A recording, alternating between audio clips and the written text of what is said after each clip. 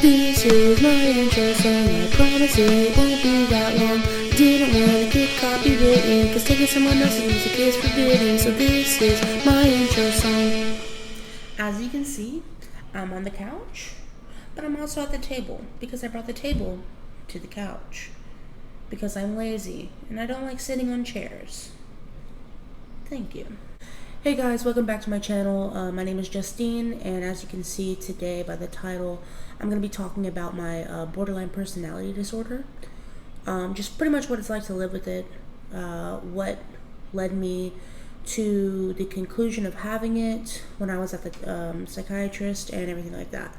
So let's just jump in. So basically, I was diagnosed with borderline personality disorder back the end of 2018, I want to say. I had a lot of struggles happening, a lot of mental breakdowns. I was living with my parents, me and my girlfriend Kim, and our niece Delilah. We take care of her. We were living with my parents, and me and my parents always had a rocky relationship, not because of them, it was mainly because of me. I was a very hard-headed teenager, a very hard-headed person in general, and I was very, how would I say it, not good with expressing my feelings. And when I did express my feelings, it was like bad feelings. I grew up, I had a pretty good life with my parents. They were never, my mom and me have always had mainly a rocky relationship, because we're so much alike, I feel like, and so that really makes us butt heads. And so that was really hard growing up, not being able to get out how I feel, because she's the type of person that will say what she wants and not really listen sometimes, and I'm the exact same way. I'm the type of person that'll say things that I don't mean and then try and take them back, and she's the exact same way. So it was very hard having to figure that out, figure each other out, I guess you could say. You know, like I said, I grew up with a good childhood. A lot of things happened to me, though, that I think concluded the fact that I was the way I was, depressed, anxious, and things like that. I had a lot of events in life that led me to that. None from my parents or siblings or anything like that, but I did have a lot of things on the outside that affected me personally, and kind of ruined my innocence as a child and things like that. So basically, Kim, Delilah, and I were all living with my parents, and this was from into 2017, probably around September to the beginning of 2019. So I actually had gotten into a wreck with Kim and Delilah back in 2017 that messed up my back and my neck, and it gave me pseudo seizures, which are like seizures caused from stress and emotional distress and things like that. I had a lot of pseudo seizures actually. They started, I think, in August, and I had maybe 100 to 200 in like a span of like a week, I'm going to say, when I was hospitalized and everything like that.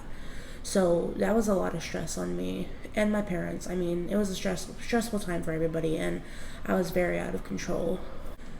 So I live in South Texas, and end of 2017, like I said, I started having those pseudo seizures, and then Hurricane Harvey hit, and that was just a devastation down here in general, and it wiped out a lot of things on the map, I guess you could say, especially in Port Aransas, Texas, where I worked, and me and Kim worked, and it actually wiped out our job.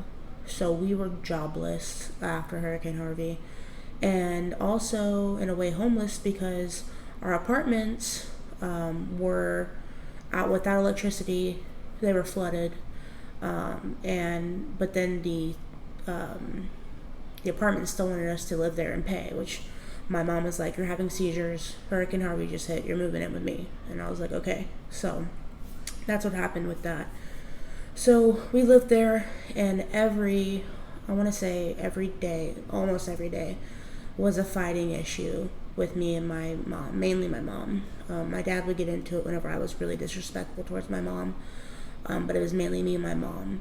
And it was very intense. Our fights would become we'd just be saying a lot of things that we don't mean to each other, and it was not good. So that was pretty devastating. It's devastating as a child to know that you're hurting your mom, but also be hurt by your mom too. And my mom's a great mom. Please don't get me wrong. I love my mom to death. I love her to death. And now that I have the help that I need, I'm much more appreciative and forgiving and understanding towards her situation. So please don't get me wrong. I love my mom. Please don't say anything. It's just how it is. But anyways, so let's flash forward to end of 2018, probably around October. I was going through like a lot of mental breakdowns, and I would feel like everyone was against me. Like anytime I did anything or said anything, if anyone had a different opinion than me or a different view on it, I would get immediately offended.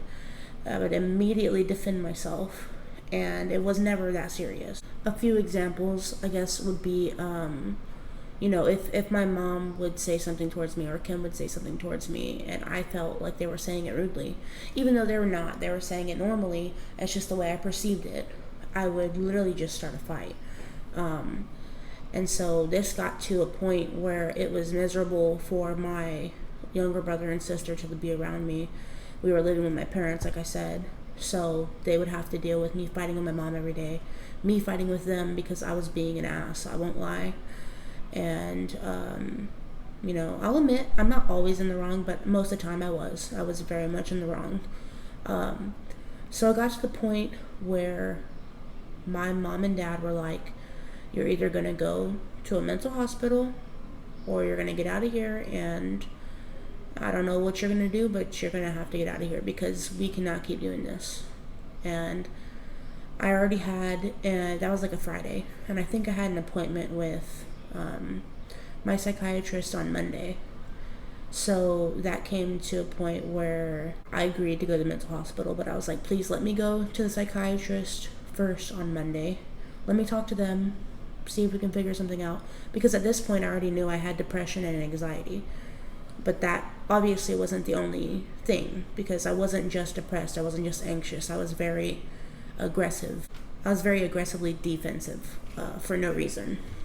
So I ended up going to that psychiatrist appointment, and I explain everything to him. I tell him everything that's been going on, and he goes in his little, I guess you could say psychiatrist dictionary, or it's just a type of book that helps them kind of realize what's going on. They explained to me exactly what this disorder was. Borderline personality disorder. It's basically where you're on the defense all the time, you feel like everyone's against you, you're paranoid. There's a lot more to it. I don't have the exact definition in front of me, but basically they summed it up to that for me. If you want to look further into that, you can always Google it, read a few forums and things like that. But basically I just gave you a little bit of a rundown on it. So he basically explained it to me like this. I'm at a pool, right, and I'm eye level at the pool. I can only see the water that's right underneath my eyes, and I can see everyone outside of the pool. So basically, this is a metaphor for all my problems. I can see all my problems from the surface, but I'm not being able to see them from the outside. He said I needed to get on pills and go to therapy and things like that to be able to get up out of the pool and see from the outside, looking in, exactly what's going on. I'll admit I have not been to many therapy sessions. I think maybe 1 or 2 since I got diagnosed, but I have been on my pills. And that's another thing, is that I would take my pills. Like I was on Prozac and Latuda, which is a mood stabilizer, kind of like lithium, but not as serious. And I would take those and I'd feel better. And then I'd think, oh, I feel better, I don't need these pills. But then the pills are the reason I felt better. So I'd get off of them, be way worse than I was before, and then it would just be a continuous cycle. So now I kind of realize I need to stay on the pills. That's the only reason I feel better. And that's kind of where I'm at right now. I'm back on my pills. I just got back on them about 2 weeks ago. A big fight with my mom made me realize I need to get back on my pills. So I'm sorry, Mom, if you're watching this. I do apologize for the way I've treated you in the past and things like that. I'm trying to better myself. But yeah, mental health is a big thing for me. And if any of my viewers have any type of mental health problems, I encourage you to speak out, to reach out to somebody, a counselor, a parent, a teacher, a friend, anybody, even me. If you message me or if you comment on my video, I am here. I'm a advocate for mental health, for positive feedback on things, and I would love to be able to be here for everybody.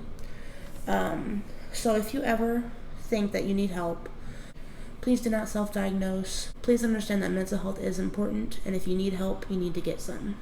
But that's all from me today. I just kind of wanted to share a little bit of my experience, kind of what I go through on the daily. But yeah, thank you for watching. I appreciate it.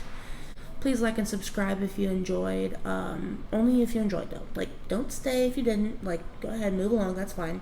But if you enjoyed, please like and subscribe. I appreciate every single one of you that watched my very first video. I appreciate every one of you that are going to watch this one. And peace, love, and ladybugs.